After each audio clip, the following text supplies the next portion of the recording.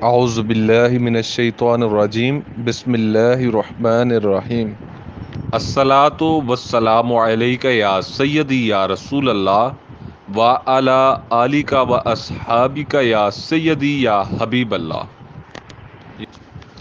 آج کی حدیث: جو شخص کسی تنگ دست کو مہلت دے یا اس کو معاف کر دے۔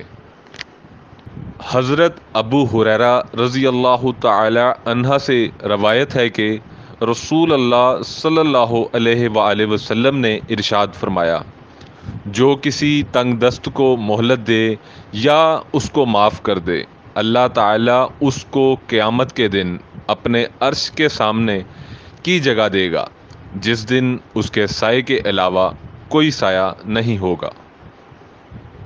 اللہ اس شخص کو خوش رکھے جس نے میری حدیث کو سن کر یاد رکھا اور اسے دوسروں تک پہنچایا۔